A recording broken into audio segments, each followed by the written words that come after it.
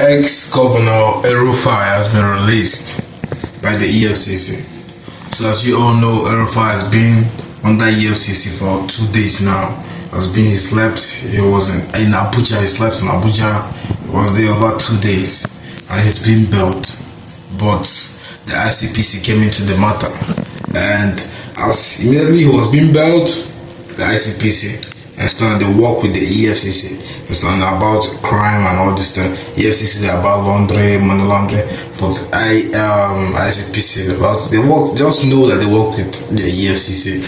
So they came and held him again after he was being bailed by the EFCC. Now he's also under custody under ICPC, and you all know El-Rufai was the governor of Kaduna State from 2015 to 2023. So that was he's still under custody now. This woman on my screen passed away while on airline. She was on airline. She went to visit her daughter at Canada, and she passed away within the incident, within the trip. Now what happened? Her name is Mrs. Vero Ajie. She lives with her son Kelvin. So on May 30th, 2025, she lives with her son in Lagos State, and her son Kelvin. And the parts, they were getting ready, and the woman, she has some mobile issues. She's on wheelchair. So as they were preparing for the flights, her son packed and everything. So as they boarded flight to Amsterdam, that was the first flight they boarded to Amsterdam. She boarded like two flights from Amsterdam to the second flight, the second board supposed to be Calgary. After the Amsterdam, so she couldn't, the family didn't receive a call after she reached Amsterdam. And normally she do call her family, call her children, call the son to tell the son how the trip went. But this time around, they didn't hear from her after some hours. So they started calling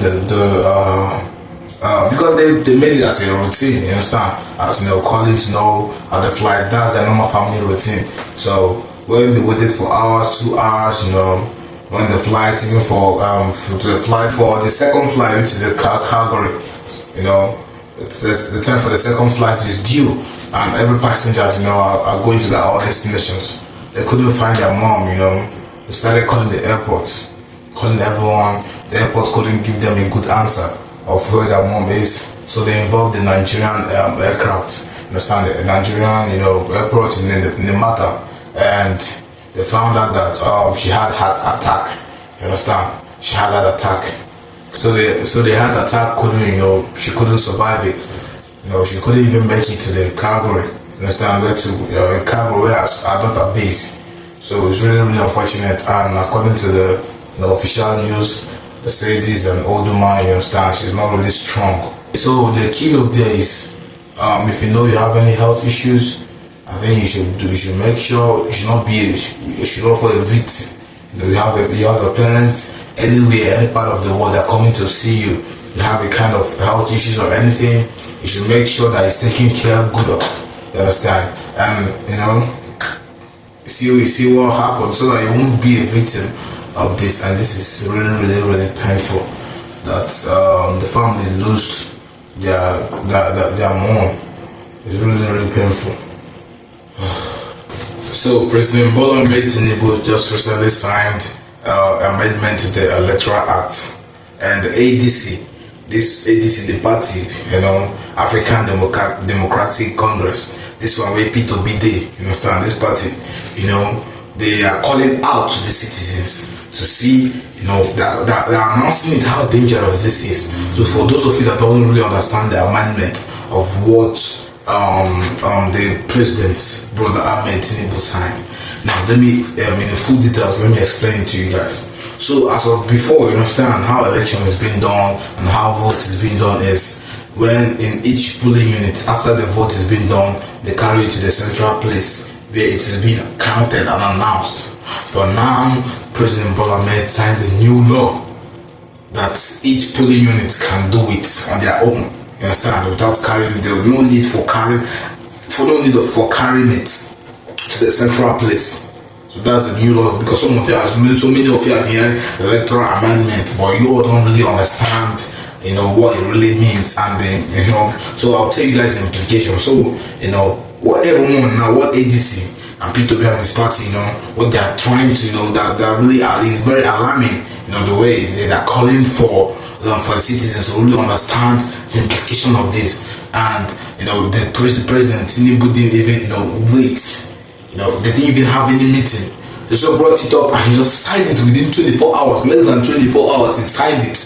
And in the history of Nigeria, that's really how do I say it?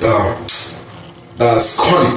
Understand? The signing is all benefit because. And now let me tell you guys the implication. The implication of that thing is signed for each polling unit to be counting their votes and calling it. One, it can delay time. It can delay time of calling out the results. Two, it can easily be overtweaked, you understand? And it won't easily be guided well. They can receive, each polling unit can receive bribery for each, it can be manipulated. So that's the implication. And why ADC is calling out is because the president couldn't even hold a meeting, you understand, with the party congress and everything. They didn't even hold a meeting. He just signed it. So that's really a big, that would be a very big problem. And this one that's saying the election can be rigged, it should be rigged times 10. You understand? So that's the big problem now Nigeria are into now. So ADC is calling out to the citizens to look into this matter and talk for themselves, and they should talk about the right thing, so the right thing can be done on time. You understand? So you are updated now. No one is confused. No one is lost about what he signed. You all now have known the implications and everything. All right. Now do what to share the video to the people who never understand the implications.